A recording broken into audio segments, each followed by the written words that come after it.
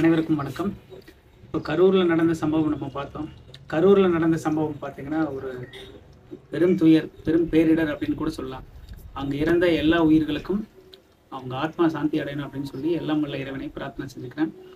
இப்போ சமீபத்தில் தொலைக்காட்சிகளில் பார்க்கும்போது, நேரலைகளில் பார்க்கும்போது, செய்திகளில் பார்க்கும்போது இது தப்பு யார் பண்ணுனா, இவங்க ஆளுங்கட்சியா, எதிர்கட்சியா, வந்த கட்சியா, வரப்போகின்ற கட்சியான்னு சொல்லி ஏகப்பட்ட பிரச்சனைகள் சர்ச்சைக்கு உண்டாக்கி அதை பொதுமக்கள் நோக்கி அதை நோக்கி திருப்பணுமே தவிர, மற்றபடி இந்த பிரச்சனைக்கு மூலக்கூறான தீர்வுகள் எது எப்படி நம்ம ஆலோசனை பண்ணும்போது பாதிக்கப்படுறது என்னமோ பார்த்தீங்கன்னா காவல்துறை தான் ரொம்ப பாதிக்கப்படுது. நம்ம தமிழ்நாட்டிலையும் சரி சிறப்பான ஒரு பிரிவு இருக்குது அப்படின்னா அது தமிழ்நாடு காவல்துறை.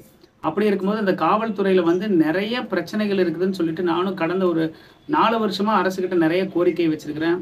ஆர்டிஐ மூலியமா நிறைய கேள்விகள் கேட்டிருக்கிறோம். நிறைய எனக்கு கோரிக்கைகள் பண்ணி கொடுங்கன்னு சொல்லி கேட்டிருக்கோம். ஒரு சிலது பண்ணியிருக்காங்க, பண்ணலன்னு சொல்ல முடியாது, நிறைய பண்ணியிருக்காங்க.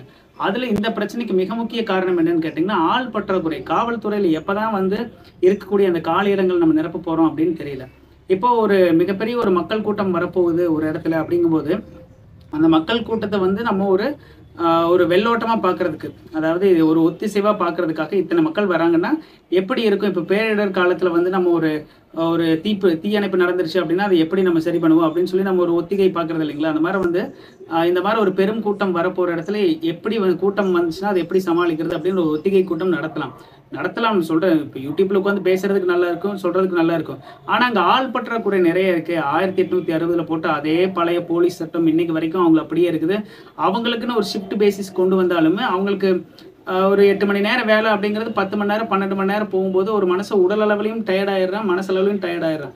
என்னதான் காவல்துறை அலுவலராக இருந்தாலும் சரி, அடிப்படை காவலராக இருந்தாலும் சரி, உயர்மட்ட காவலர் வரைக்குமே சராசரி மனுஷனுக்கு இருக்கக்கூடிய உடம்புல இருக்கக்கூடிய பிரச்சனைகளும் மனசுல இருக்கக்கூடிய பிரச்சனைகளும் அவங்களுடைய வேலை சரிவர செய்யறதுக்கு போதுமானதாக இல்லை. அப்போ இங்க மிக முக்கிய காரணமா பிரச்சனையை நம்ம பார்க்க வேண்டியது எது அப்படின்னா காவல்துறையில ஆள் பற்றாக்குறை ரொம்ப வருஷமா இருந்துட்டு இருக்குது. ஆள்களை நிரப்புறதில்லை ஒண்ணு. ரெண்டாவது இப்ப பாருங்க, ஒரு 5 வருஷம் இப்ப நம்ம ஆட்சி இருக்குதுன்னு வைங்க, ஏதோ ஒரு கட்சி ஆட்சிக்கு வருது அப்படிங்கும் போது 5 வருஷமா பொதுக்கூட்டங்கள் நிறைய நடக்கும், நிறைய நலத்திட்ட உதவிகள் பண்ணும், எந்த கட்சியா இருந்தாலும் நலத்திட்டங்கள் பண்ணும், நிறைய கூட்டங்கள் எல்லாம் நடக்கும்.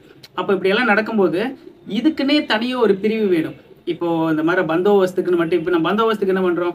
நம்ம லா அண்ட் ஆர்டர்ல சட்டம் ஒழுங்குல இருக்கிறவங்களை தூக்கியே நம்ம இங்கேயும் போடுறோம். அப்ப அங்க இருக்கிற வேலையை யாரு பாப்பா? ரெண்டாவது அவங்களுக்கும் பாத்தீங்கன்னா அடுத்த ஷிஃப்ட் மாத்துறதுக்கே அங்க ஆள் இல்லை அப்படிங்கும்போது ஒருத்தர் ஓவர் டைம் பாக்குறாரு அப்படின்னா அது ரொம்ப சிரமமா போயிடும். மனுஷன் தாங்க எல்லாருமே.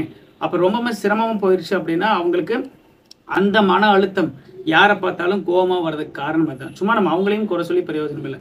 அப்போ இது அவங்க காரணமா இவங்க காரணமா அப்படின்னு பாக்குறத விட தமிழக அரசு தமிழ்நாடு காவல்துறையில் இருக்கக்கூடிய ஆள்களை எச்சு பண்ணணும், அதிகப்படுத்தணும், நிறைய ரெக்ரூட்மெண்ட் போடுங்க. சீருடை பணியாளர் தேர்வு மூலியமா நம்ம நடத்துறோம்.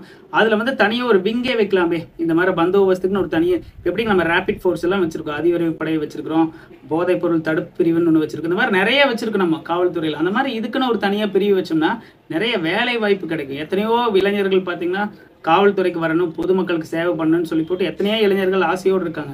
ஆனால் அங்கே ரெக்ரூட்மெண்ட் ரொம்ப கம்மியாக இருக்கிறங்காட்டிக்கு அவங்கெல்லாம் பார்த்தீங்கன்னா வேற ஏதோ ஒரு கிடைச்ச வேலைக்கு பிடிச்ச வேலைக்கு விட கிடைச்ச வேலைக்கு போகிற ஒரு சூழலாகுது. அதனால ஆல் ரெக்ரூட்மெண்ட் நிறைய பண்ணுது. இதே பிரச்சனை ரெவென்யூ டிபார்ட்மெண்ட்லேயே இருக்குது. ரெவென்யூ டிபார்ட்மெண்ட்டில் இருக்கக்கூடிய சாதாரண ஒரு ஓஏ இருக்காருன்னா அவர் பார்த்தீங்கன்னா அவரோட வேலையை விட இன்னொருத்தங்க வேலையை சேர்த்து இழுத்து போட்டு பண்ண வேண்டிய சூழலாகுது. இப்போ மக்கள் என்னோட பழைய வீடியோஸ்லேயே நான் பேசியிருப்பேன். காவல்துறை, அதுக்கப்புறம் பார்த்தீங்கன்னா இருக்கக்கூடிய வருவாய்த்துறை, இந்த ரெண்டில் இருக்கக்கூடிய பணியிடங்களை நிரப்பிட்டாவே நாட்டில் இருக்கக்கூடிய பெரும்பாலான இந்த சிக்கல்கள் எல்லாம் கொஞ்சம் தீர்வு பண்ணிடலாம் அப்படிங்கிறத கிளியரா பேசியிருப்போம் ஒரு வீடியோலயே. அப்போ ஒருத்தரோட வேலையை விட இன்னொருத்தரோட வேலையை சேர்த்து பார்க்கும்போது அந்த மன அழுத்தம் சேர்த்து தான் ஆகுது. அப்போ ஆள்களை நிறைய ரெக்ரூட் பண்ணுங்க. நம்ம இந்த கோணத்துல இருந்து பார்ப்போம், யாரு பண்ணாங்க தப்பு, அவங்க பண்ணாங்களா, இவங்க பண்ணாங்களா, நிர்வாகமா, அது உள்நோக்கத்தோட பண்ணமா, வெளிநோக்கத்தோட பண்ணமா, இதெல்லாம் நம்மளுக்கு தேவையில்லாத விஷயம். அது என்னமோ இருந்துட்டு போகுது, இருக்கலாம் இல்லாமையும் போகலாம், அதை பற்றி நம்ம பேசுறதுக்கு இல்லை. நம்மளுக்கு மெயினாக பார்த்தீங்கன்னா காவல்துறையில் ரெக்ரூட்மெண்ட்ஸ் நிறைய போகும்போது இந்த மாதிரி பிரச்சனைகள்லாம் களையலாம் அப்படின்னு சொல்லி ஒரு தீர்வு, வேற ஒரு கோணத்திலேருந்து பார்த்து அந்த பிரச்சனையை அணுகணுமே தவிர எல்லாருமே எமோஷனலாக பேசி பிரயோஜனம் இல்லை. இன்டலெக்சுவலாக கொஞ்சம் யோசனை பண்ணி பார்க்கணும், அறிவுபூர்வமாக கொஞ்சம் பார்த்துட்டு இந்த பிரச்சனை எப்படி கையாளலாம் அப்படின்னு பார்த்தோம்னா நம்மளுக்கும் நம்ம பேசுறது சரின்னு சொல்லி தோணும். அதனால இந்த விஷயத்த தமிழக அரசோட கவனத்துக்கு கொண்டு போங்க.